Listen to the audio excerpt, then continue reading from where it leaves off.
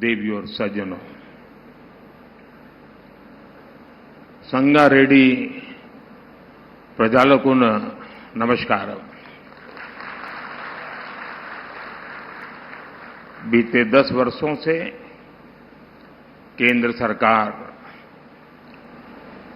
तेलंगाना को विकास की नई ऊंचाइयों पर ले जाने के लिए निरंतर काम कर रही है। इसी अभियान के तहत आज मैं लगातार दूसरे दिन आप सबके बीच तेलंगाना में हूं। कल आदिलाबाद से मैंने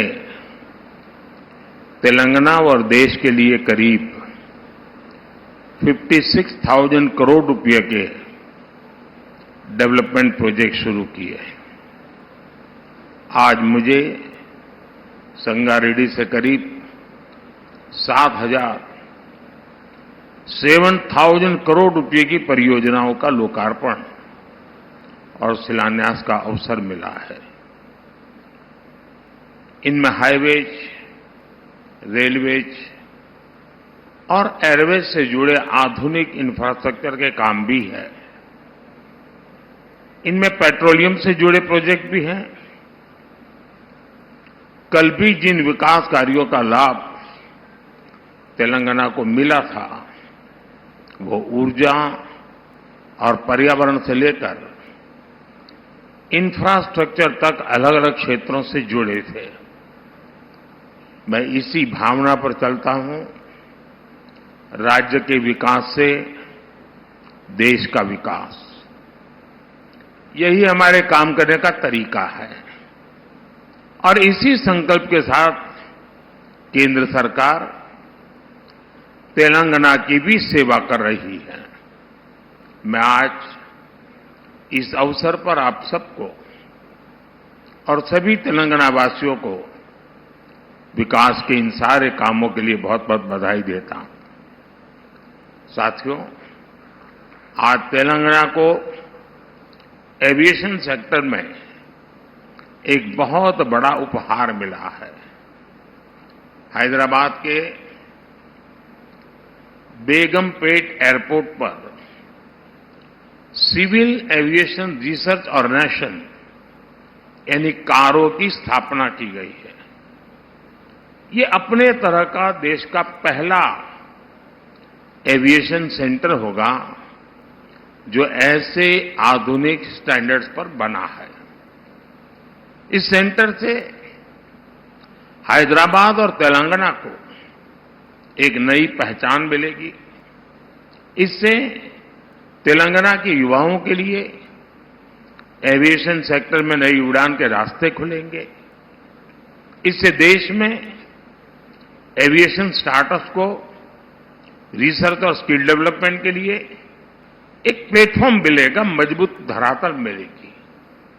आज भारत में जिस तरह एविएशन सेक्टर नए रिकॉर्ड बना रहा है, जिस तरह पिछले 10 वर्षों में देश के एयरपोर्ट की संख्या 2 गुनी हुई है, जिस तरह इस सेक्टर में रोजगार के नए अवसर बन रहे हैं, इन सभी संभावनाओं के विस्तार में हैदराबाद का यह आधुनिक संस्थान अहम भूमिका निभाएगा।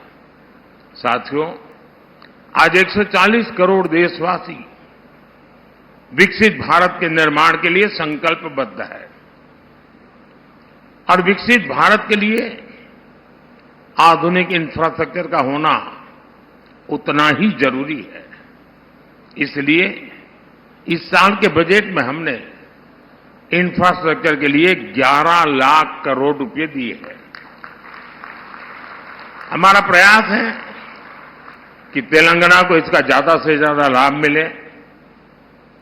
आज इंदौर हैदराबाद इकोनॉमिक कॉरिडोर के एक महत्वपूर्ण हिस्से के रूप में नेशनल हाईवे का विस्तार हुआ है।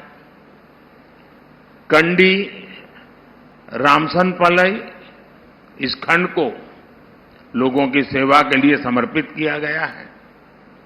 इसी तरह मरियालगुड़ा कोडाड इस खंड को भी पूरा किया गया है। इससे तेलंगाना और आंध्र प्रदेश के बीच लोगों को आने जाने की सुविधा होगी।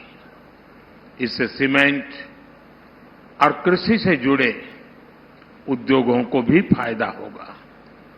आज यहां संगारेड्डी से मादिनागुड़ा को जोड़ने वाले नेशनल हाईवे की भी आधारशिला रखी गई है।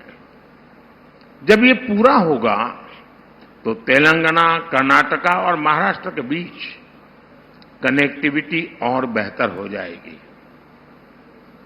1300 करोड़ की लागत वाले इस प्रोजेक्ट से पूरे क्षेत्र के आर्थिक विकास को गति मिलेगी।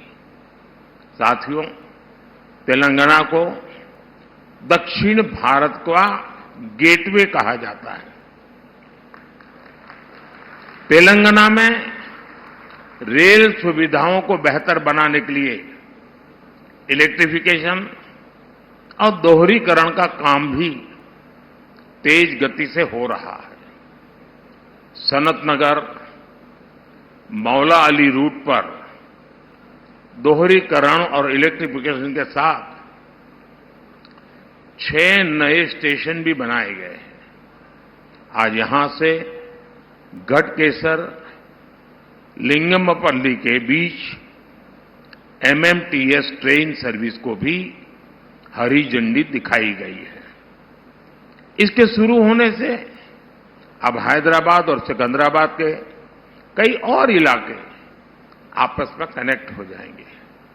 इससे दोनों शहरों के बीच ट्रेन यात्रियों को बहुत सुविधा होगी। साथियों, आज मुझे पारादीप हैदराबाद पाइपलाइन प्रोजेक्ट को भी देश को समर्पित करने का सौभाग्य मिला है। इसके द्वारा कम खर्च में सुरक्षित तरीके से पेट्रोलियम उत्पादों को ले जाने की सुविधा मिलेगी। ये प्रोजेक्ट सस्टेनेबल डेवलपमेंट के हमारे संकल्प को मजबूती देगा। आने वाले समय में विकसित तेलंगाना से विकसित भारत, इस अभियान को हम और गति देंगे। साथियों, ये छोटा सा सरकारी कार्यक्रम यहां पूर्ण हो रहा है। मैं अभी पास में ही जनता जनार्दन के बीच जाऊंगा। वहां भी लोग बहुत कुछ इन विषयों में सुनना चाहते हैं। मैं कुछ बातें विस्तार से वहां पर अभी 10 मिनट के बाद जनसभा में रखूंगा, लेकिन अभी के लिए इतना ही। और आप सभी को मेरी तरफ से बहुत बहुत शुभकामनाएं। धन्यवाद।